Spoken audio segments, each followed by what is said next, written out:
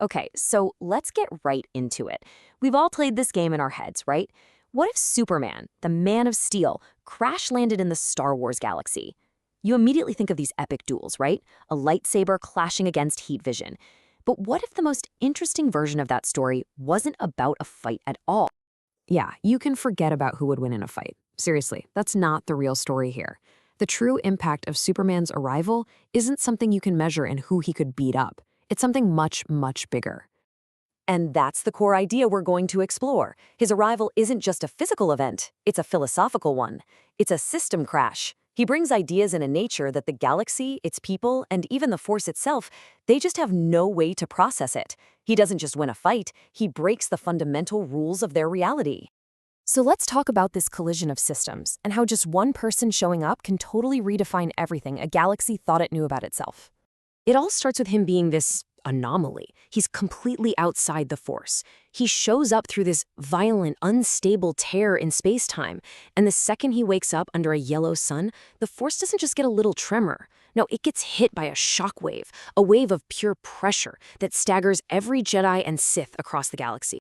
So, naturally, the Jedi Council gets together. They're trying to make sense of this, to fit it into their worldview.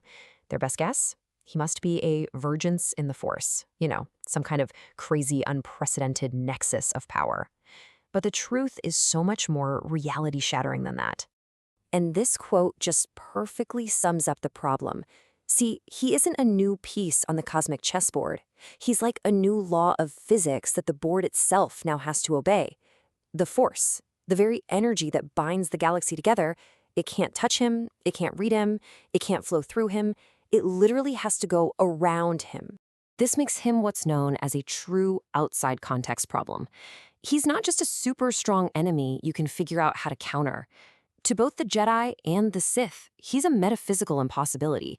He exists so far outside their frame of reference, they don't even have the tools to begin to understand him. So, what happens when the galaxy's most powerful philosophies run headfirst into the impossible? Well, for both the Jedi and the Sith, it kicks off a massive crisis of belief. The Jedi are up first, and their entire belief system just gets shattered. They try to reach out with the Force, to probe his nature, to figure out what he is, and this is what they find. Absolutely nothing. Just a wall. All their millennia of dogma, their whole understanding of the cosmos, is suddenly proven to be tragically incomplete. And this is where it gets really fascinating. Because while the Jedi are kind of blinded by their dogma, trying to fit a square peg into a round hole, the Sith, they see the strategic reality with terrifying clarity. Think about it. Palpatine, the ultimate manipulator, a guy whose entire power is built on temptation, corruption, and control, he takes one look at this new player.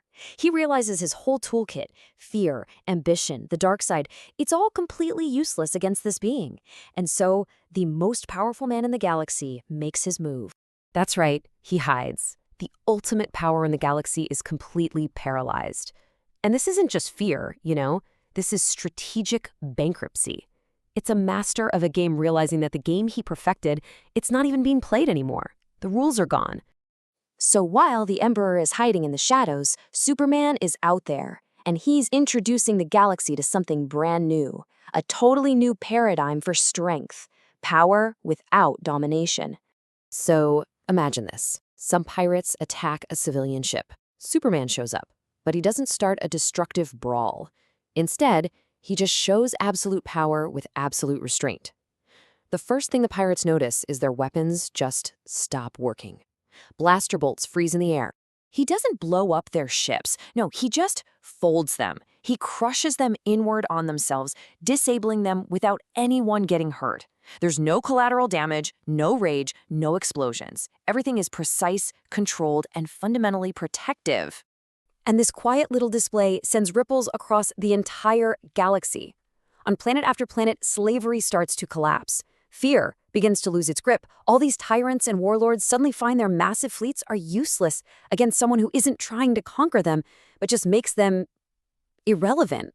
He proves this idea that completely flips the core conflict of Star Wars on its head. In a galaxy that's always been defined by the struggle for domination, Superman shows up and proves that real strength isn't about controlling other people, it's about protecting them. And this demonstration, well, it leads to the most profound, most permanent change of all.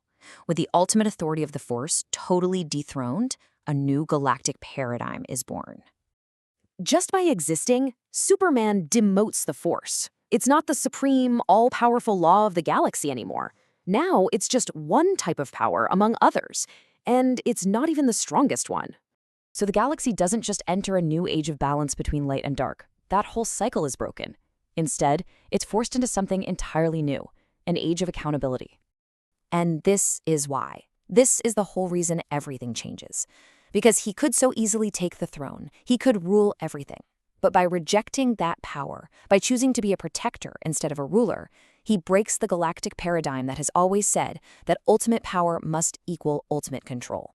So in the end, Superman doesn't just change the power structure of the Star Wars galaxy. He completely shatters its philosophical foundation. He isn't just another player in the game. He's the one who flips the whole board over, leaving everyone with this new, maybe terrifying, but also liberating question to answer.